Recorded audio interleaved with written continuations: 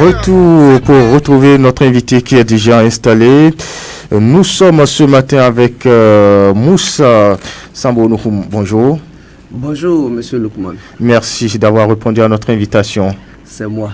Et je précise que vous êtes le deuxième adjoint au maire de la commune de Malanville, c'est bien ça. Bien sûr. Et membre du Parti Bloc républicain. Et vous avez décidé, en tout cas vous avez franchi une étape décisive dans la course à l'élection présidentielle de 2026 en désignant Romiad Ouadaï, actuel ministre chargé des Finances et de la Coopération, officiellement comme candidat du camp de la mouvance pour le scrutin du 12 avril 2026. D'abord, la première question qu'on pourrait se demander, on peut dire enfin, la fumée blanche est sortie puisque beaucoup se demandaient qui sera le porte-étendard de la majorité présidentielle et on se rend compte que c'est enfin fait et que vous avez désigné votre porte-étendard et on peut se demander finalement comment d'abord vous avez accueilli la nouvelle. Merci beaucoup, monsieur Loukman. Je tiens d'abord à dire bonjour et à saluer tous les auditeurs de Sota FM. Pour la question, je dois vous dire que Romiad Ouadaï, comme vous le savez, a été désigné comme mon parti, oui. Le Bloc républicain. Alors, l'accueil de la nouvelle, comme vous le savez, comme tout autre militant au Bloc républicain, nous sommes un parti très organisé, discipliné. Donc, au vu de cette discipline du parti et dans la droite ligne de la logique du système partisan, nous ne pouvons qu'accueillir cette nouvelle avec beaucoup de joie, avec beaucoup de courage et vraiment de satisfaction, et surtout pour certaines qualités que nous avons tous constatées sur l'homme. Ah oui, sans vous demander d'étaler le secret du couvent, on peut se demander comment a été fait ce choix. Oui, le choix, comme vous le savez, nous savons tous qu'en 2026, nous irons aux élections. Oui. Et la question politique au niveau national, nous l'avons tous su depuis l'arrivée de l'actuelle mouvance présidentielle, avec à sa tête le président Patrice Talon depuis 2016. Notre pays a connu beaucoup de réformes salutaires, dont le plus important est le système partisan, et la politique nationale a connu tout ce que vous savez, sur lequel on n'a pas besoin de revenir, et dont le plus important est les élections de 2026 qui a été préparée quand même depuis des années, avec le regroupement de toutes les élections pour que enfin notre pays puisse prendre une pause électorale, si nous pouvons l'appeler ainsi, parce que c'est la première fois dans l'histoire de notre pays que toutes les élections, que ce soit les communales, les législatives, les présidentielles, vont se passer quand même dans une seule année.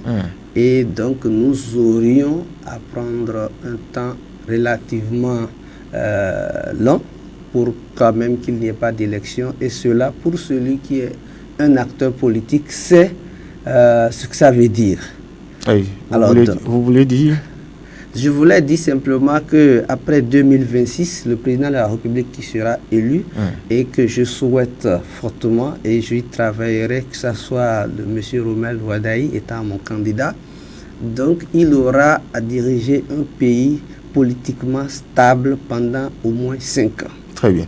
Alors, on a suivi le président du Parti Bloc républicain en la personne de Aboula Biachane, pour ne pas le nommer, qui déclare que Romiad Ouadaï n'est pas membre de la formation politique BR.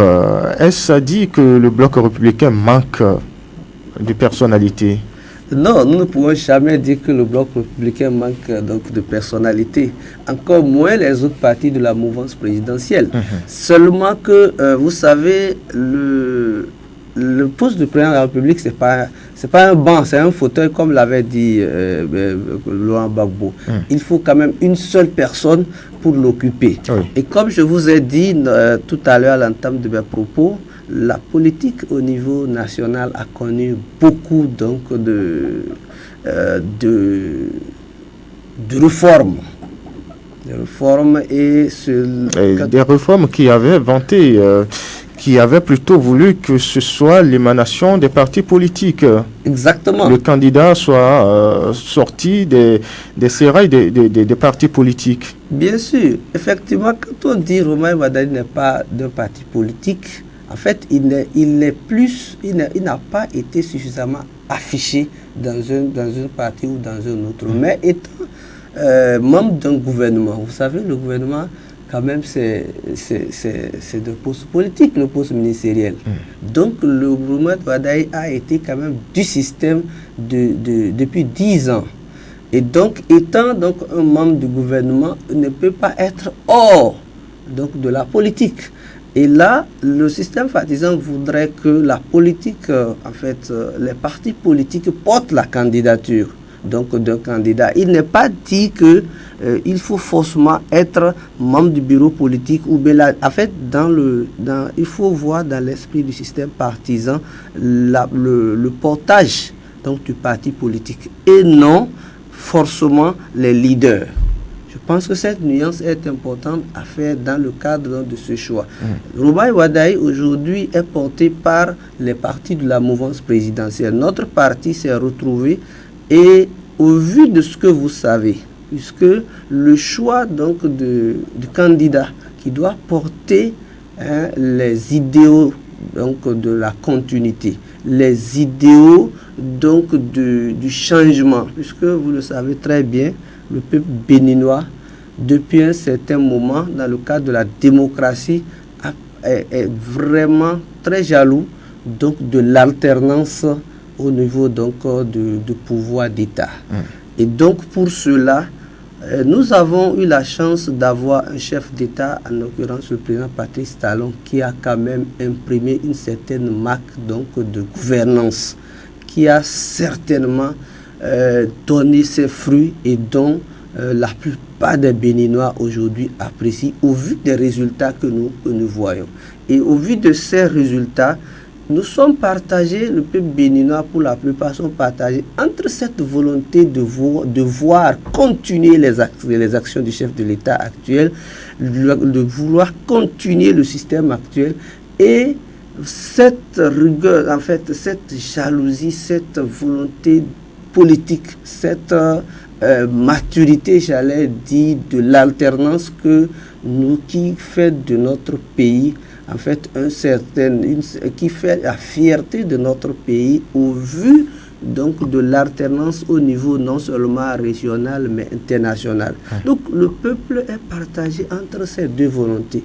Et à travers ça, les leaders politiques du bloc républicain, comme l'ensemble des leaders donc de la majorité présidentielle, étaient quand même confrontés à cette équation-là. Comment trouver un candidat qui ferait au mieux le consensus entre la volonté donc de continuer le système qui a quand même donné ses preuves. Je n'ai pas besoin de revenir ici les questions que vous connaissez très bien sécuritaires, les questions donc de la santé, les avancées liées à l'éducation, les avancées liées donc à l'infrastructure, tout ce que vous connaissez donc par rapport au développement qui est déjà quand même un certain nombre d'acquis qu'on peut toucher. Oui, on réalise de toute façon que Romain Wardani est beaucoup plus technocrate que politique.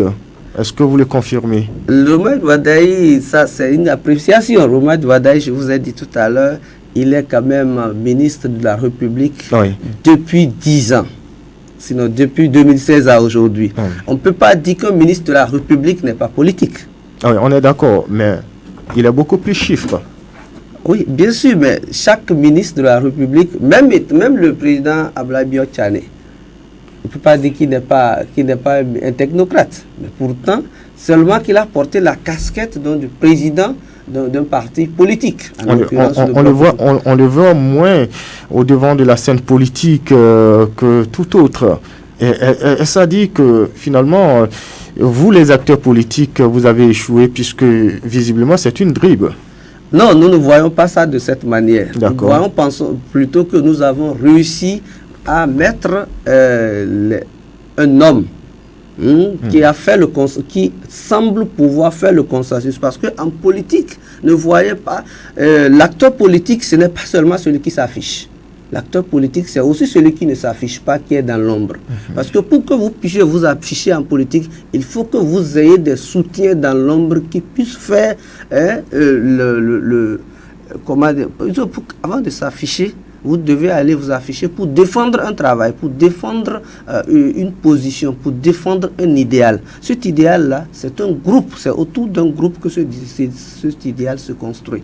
Donc ne voyez pas seulement celui qui s'affiche, mais voyez aussi au-delà de ceux qui s'affichent, ceux qui ne s'affichent pas, qui font aussi que le système reste en place. Et c'est seulement l'ensemble de ces acteurs qui peuvent se retrouver et en leur sein, pouvoir désigner, pouvoir faire le choix dans l'autour de l'ensemble, celui qui peut vraiment faire l'unanimité, celui qui peut vraiment être quelqu'un sur lequel le groupe peut compter. Et ça, monsieur Loukman, vous le savez très bien. Oui, de l'ombre à la lumière. Comment ferez-vous pour que, au plan politique, notamment au niveau du monde rural, que Romiad Ouadani soit largement accueilli? Oui, vous savez, je vous ai dit tout à l'heure que... Parce que dans les milieux ruraux, ce nom ne sonne pas un peu comme, par exemple, un certain Aboulaye Biachane.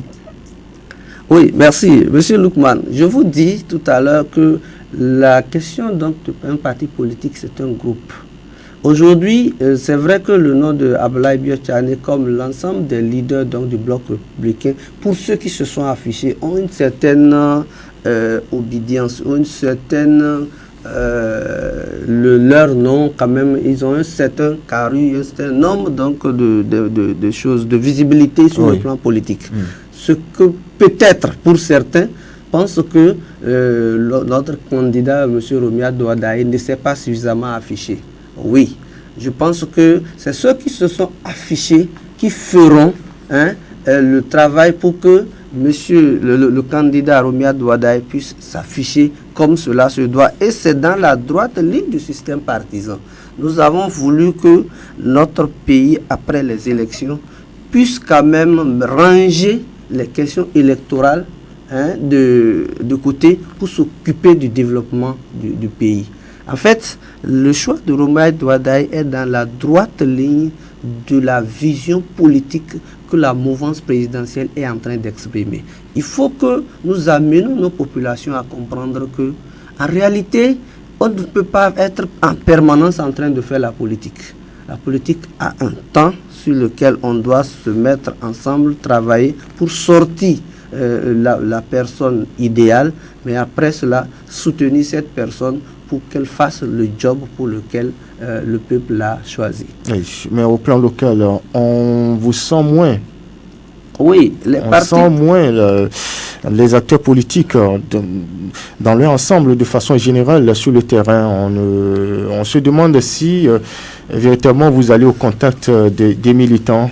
Oui, justement, monsieur Loukman, j'étais en train de vous dire tout à l'heure, dans le cadre des réformes que le président Patrice Talon a engagé, il y a une stratégie. Et la stratégie de la mouvance, c'est limiter au maximum les actions politiques permanentes sur le terrain, comme ça a été par le passé.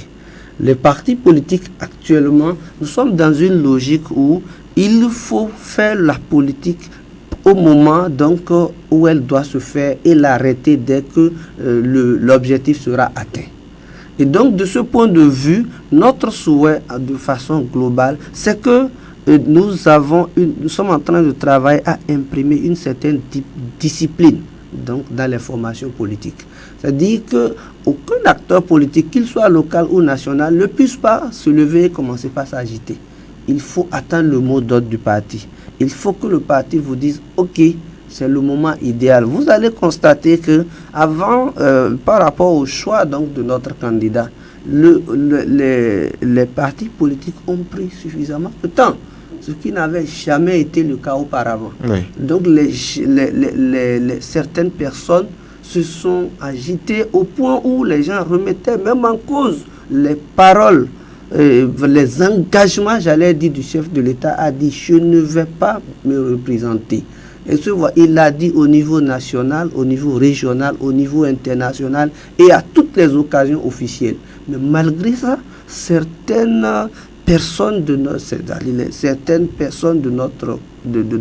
pays, certaines populations, ont tendance à hésiter au vu de ce qui a été, ce qu'on a connu. Alors que dans la logique des partis politiques, c'est d'amener le peuple béninois à comprendre que la politique, il y a un temps pour la politique, mais il y a un temps aussi pour le développement, pour le travail. Et donc c'est dans ce sens que non seulement nous avons suffisamment retardé le choix donc du candidat, mais aussi quand il a été choisi, il faut qu'il y ait un certain nombre de préalables à faire avant que ce soit les acteurs au niveau national ou au niveau local, qu'on soit lancé pour dire ok, le top est donné pour que telle directive soit exécutée. Très bien. Et parlant des législatives, enfin, de façon générale, parce que c'est les élections générales de 2026, il y a les communales, il y a les législatives et la présidentielle pour tout couronner. Où en êtes-vous dans les mouvements, les tractations au niveau local? Sans doute que nous sommes... Où en sommes-nous carrément pour faire court? Merci, M. Lukman. Comme vous le savez, nous sommes en train d'aller aux élections générales. Et donc, ces élections de 2026, c'est l'aboutissement d'un long processus, comme je l'ai dit à l'entame de mes propos. Aujourd'hui, en janvier, le 11 janvier précisément, nous allons aller aux élections couplées au niveau communal et législatif. Dans les états-majors de chaque parti, qu'aussi bien au niveau national qu'au niveau local, nous sommes en train donc de nous organiser à l'interne de manière à ce que chacun puisse mettre le dispositif nécessaire pour lui permettre donc d'affronter les élections de façon victorieuse. Vous serez candidat?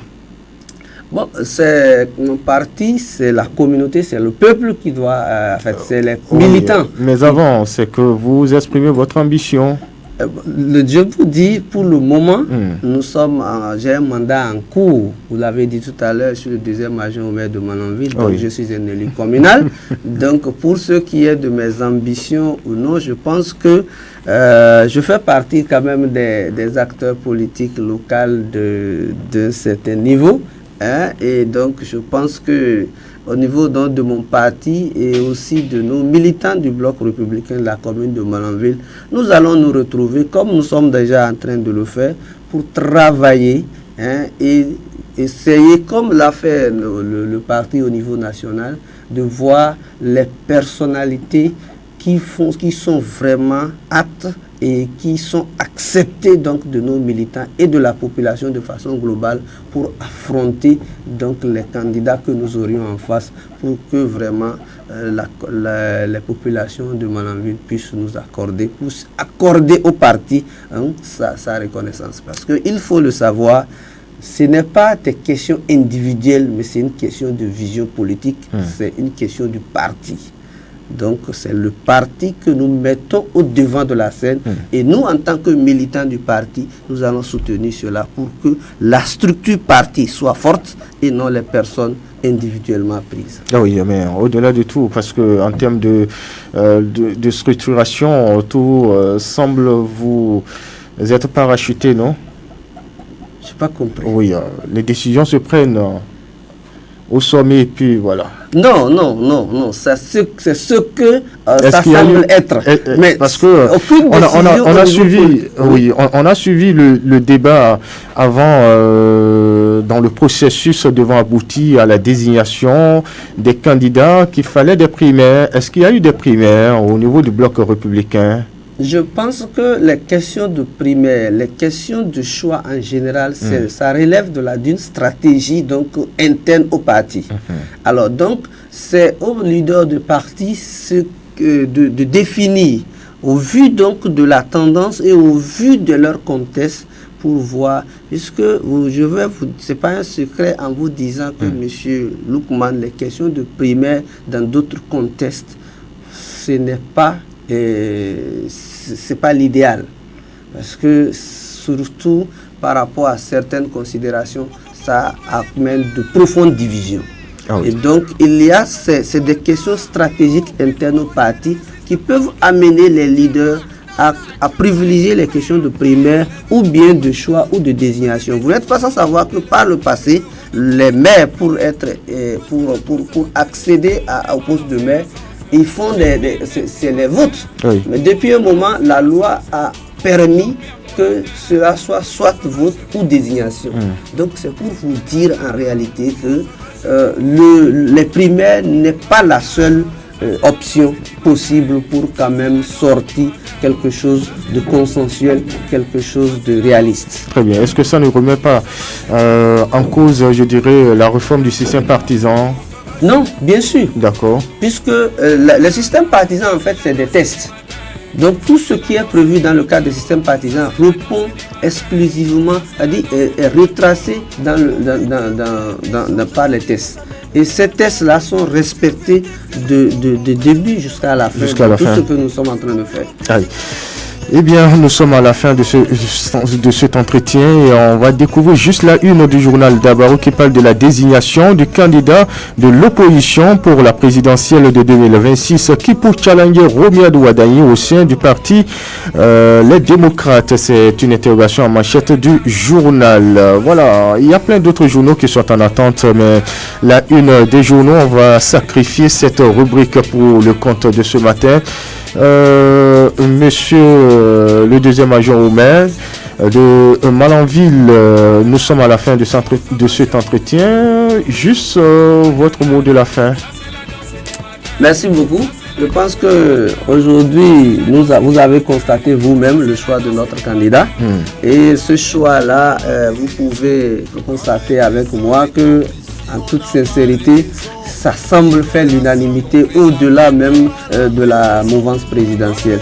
Et j'appelle la population de Malanville à... Vous faites allusion à quoi quand vous dites au-delà de la mouvance? Au-delà de la mouvance présidentielle, c'est qu'il y a des personnalités traditionnellement qui n'apprécient pas les actions donc, du gouvernement. Oui. Et en fait qui ne s'affichent pas dans les appréciations. Et eux ont applaudi le choix donc, de M. Romuald Wardani. Donc je pense que la mouvance ne s'est pas trompée et c'est à la jeunesse que la mouvance présidentielle a fait confiance. J'appelle la jeunesse à vraiment se mettre. Le cas adverse aussi peut peut-être relever ce défi. Pour le moment, le camp adverse n'a pas été à la hauteur pour le moment de désigner son candidat. Et au vu donc de la qualité donc et de la grandeur donc du choix de la mouvance. Attendons peut-être aussi de voir de l'autre côté qui sera le porte-étendard. Oui, je pense que pour le moment, au vu du choix que la mouvance a eu à faire, ça met bon que le camp adverse dans une réflexion profonde. Parce qu'aujourd'hui, la maturité du peuple béninois n'est pas démontrée en démocratie. Vous répondez à notre invitation ce matin en qualité de votre position d'acteur politique, membre du parti Bloc Républicain. Merci d'être venu dans le locaux. Nous vous souhaitons une excellente journée. Merci, M. Loukman, et merci à tous nos auditeurs. Mesdames, Messieurs, merci pour votre fidélité en direct chez vous. Je suis Loukman Worochio. J'ai bénéficié de la collaboration technique de Doko Aboubakari. L'info reste en continu sur ce TFM. Portez-vous bien. Au revoir.